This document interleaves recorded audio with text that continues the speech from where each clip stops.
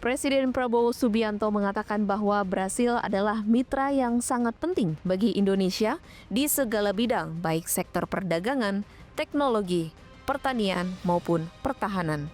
Dalam konferensi pers bersama Presiden Brasil, Luiz Inácio Lula da Silva, di Istana Merdeka, Jakarta, Presiden mengungkapkan komitmennya untuk terus mempererat kerjasama kedua negara. Dan agar semakin mendekatkan hubungan antara Indonesia dengan Brasil, Presiden Prabowo pun menyatakan bahasa Portugis yang merupakan bahasa nasional Brasil menjadi salah satu prioritas bahasa yang diajarkan di Satuan Pendidikan Nasional. Karena pentingnya hubungan ini, saya sudah putuskan bahwa bahasa Portugis menjadi bahasa prioritas di pendidikan kita. Karena kita ingin hubungan ini lebih baik.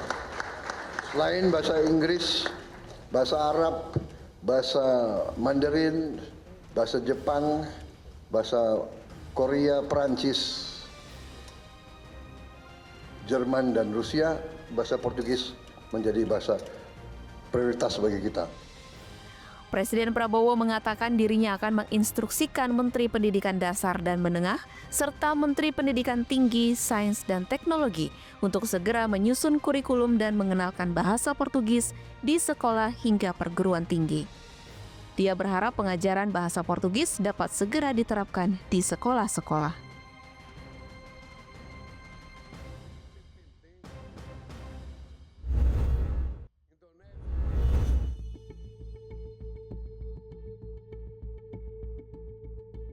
Rencana Menteri Keuangan Purbayayudi Sadewa untuk mengenakan denda bagi pelaku impor pakaian bekas ilegal mulai dapat dirasakan di Pasar Senen, Jakarta Pusat. Kebijakan yang dihadirkan untuk menertibkan pasar dan melindungi industri tekstil dalam negeri ini justru mulai menimbulkan kekhawatiran. Khususnya mereka yang selama ini menjadi peminat dan bergantung pada jual beli pakaian impor bekas. Sebagai salah satu sentra thrifting terbesar di ibu kota, para pembeli pakaian thrifting di Pasar Senen pun mulai bereaksi atas rencana kebijakan larangan impor pakaian bekas oleh pemerintah. Sebenarnya kalau bisanya kita sih sebagai konsumen sih maunya yang sudah ada dilanjutkan. Kalau emang itu mengganggu ekonomi Indonesia secara keseluruhan, ya kita ngikut aja. Yang penting masih ada yang kita beli dengan harga murah aja gitu. Kalau menurut aku sih kurang setuju, karena kan selagi barang impornya kayak murah gitu, terus juga cocok buat dipakai, kenapa harus nggak-adain gitu. Kalau dari aku pribadi aku setuju, karena menurut aku dengan kayak gitu kita bisa mendukung produk-produk lokal, yang dimana itu bisa dikembangkan kan, jadi bisa masukkan ke penganggaran negara begitu. Kalau dibilang setuju atau enggak ya saya in the middle ya, karena kualitas tekstil kita tuh sebenarnya nggak kalah saing, cuman untuk mass produk itu jahitannya masih belum setara lah dengan pakaian impor. Untuk mass produk yang konveksi ya, cuma kalau memang harus di stop, mungkin untuk tekstil kita bisa ditingkatkan ya, terutama konveksi untuk kualitas jahitan lebih diperhatikan dan mungkin lebih bisa memulai dengan slow fashion. Itu mengurangi sampah juga dan kualitasnya bagus, tahan lama gitu kan. Berdasarkan data Direktorat Jenderal Bea dan Cukai, sepanjang 2024 hingga Agustus 2025, sudah dilakukan lebih dari 2.500 kali penindakan terhadap impor pakaian bekas. Nilai ekonomi dalam impor pakaian bekas itu pun tidak tanggung-tanggung, yaitu mencapai 49,44 miliar rupiah. Billy Yoga, Hafiz Albar, dan Albi Wahyudi melaporkan.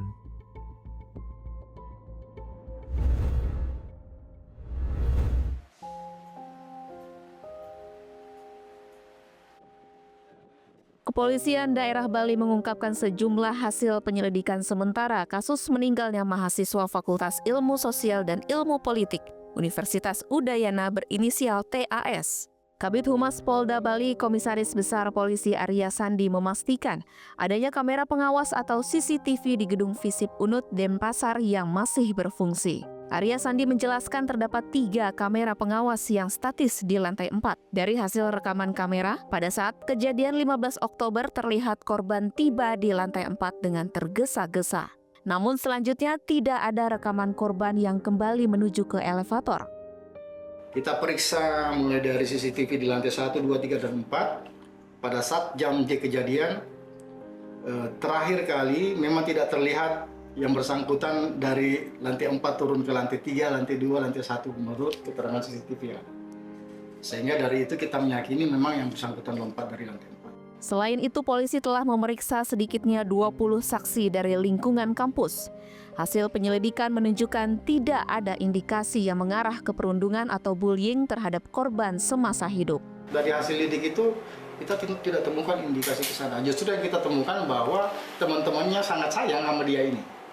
Gitu. Karena dia punya kebiasaan yang unik, sering bagi-bagi makan, dan memang anaknya cerdas.